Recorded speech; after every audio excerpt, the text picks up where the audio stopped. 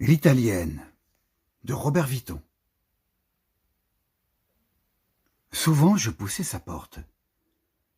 Une étroite lucarne éclairait à peine la grande pièce aux murs sales et nus. À même le carreau terne, accoudé sur un coussin jaunâtre, à large raie bistre, ses sombres yeux dans le vague, elle caressait ses poules rouges. Et je restais là, à l'orée de ce silence, picoté de gloussements, et de cette pénombre relentie, à attendre qu'elle reprenne la parole. Quand de bon matin sa voix lointaine et chantante me tirait lentement des brumes, je reconstituais mot à mot ces monologues de la veille. Peu à peu, l'irrésistible besoin de noter ces mélodies me vint.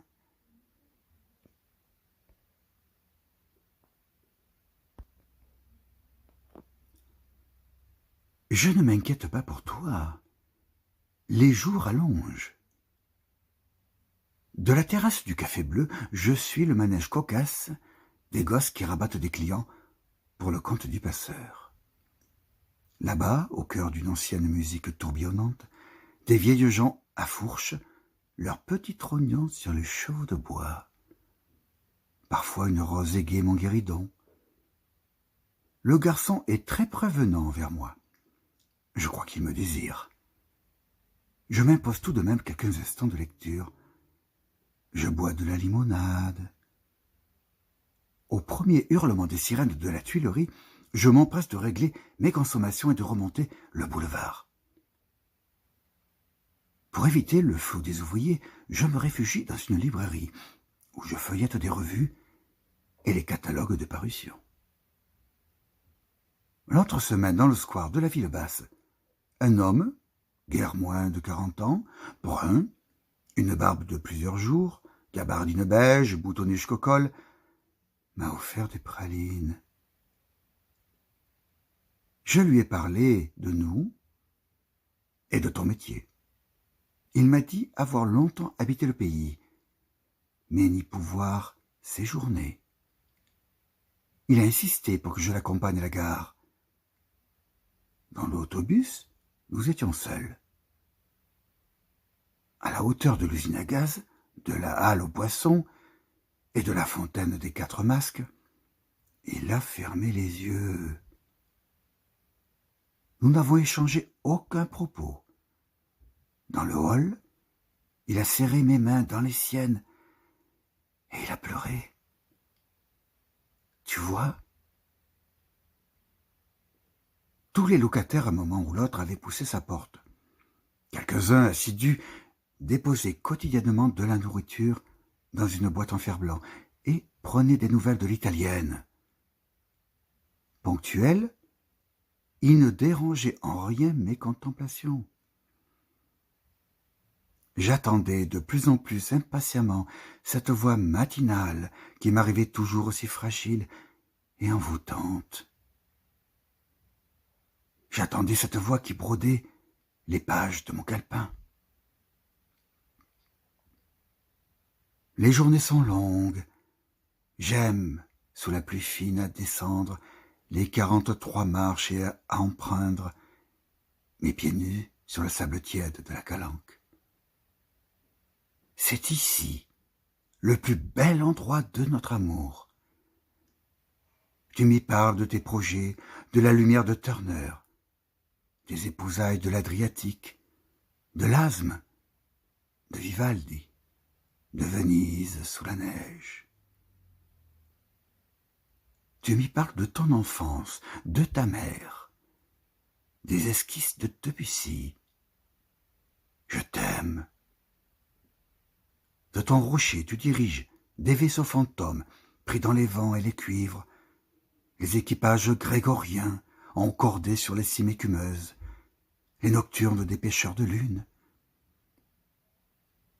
Lorsque tout se tait, je m'étends entre les barques travaillées par le sel et les coquillages. Tu es le va-et-vient des vagues. Je t'aime. Je rentre les yeux pleins de tristesse et de paysages. L'enfant que j'étais s'amourachait de la dame de naguère. L'été finissait, les nuits orageuses me trempaient de sueur. Je la sentais sur moi éperdue, j'avais tout mon temps. Dès lors que je m'assommeillais, nous goûtions le frais bleuté et l'ombre centenaire d'un figuier.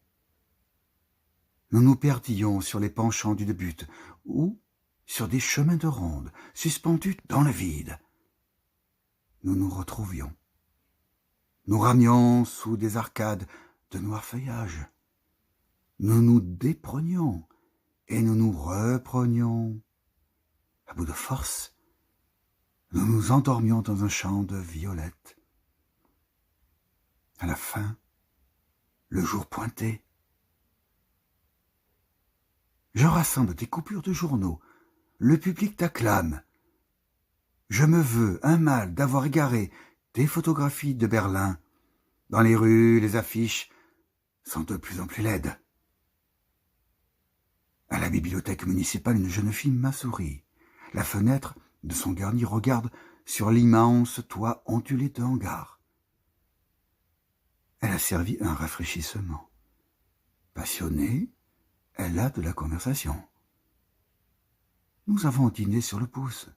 Elle a allumé une lampe à pétrole.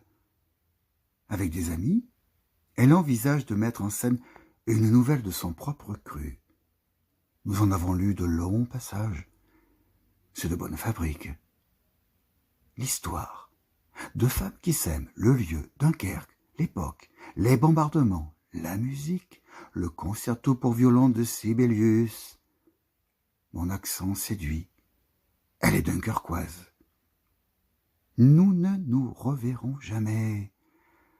Elle m'a donné beaucoup de plaisir. Elle possède un crémone et on joue divinement. Auprès d'elle à voir, sur un coussin jaunâtre, à large raie bistre pourrissée, 2 cadavres de poules. Sur le banc de pierre, un rayon de soleil taquinait l'irascible chatte de la concierge. Par moments, la flûte traversière de l'aveugle du 3e épanchait sur la cour un air mélancolique.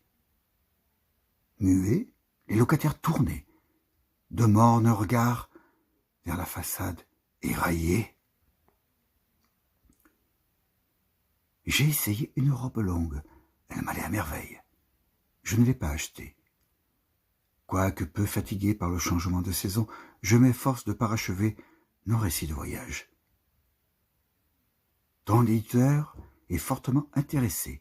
Au puce, dans le fatras d'un chineur, j'ai dégoté, sobrement encadré, une reproduction d'un autoportrait de Gauguin. Je l'ai accroché à la place du miroir. Je cherche à me reloger dans les environs. Il me serait pénible de quitter le quartier. Le propriétaire veut récupérer l'appartement. Dans le jardin de l'hôpital, j'ai cru te reconnaître et je t'ai appelé.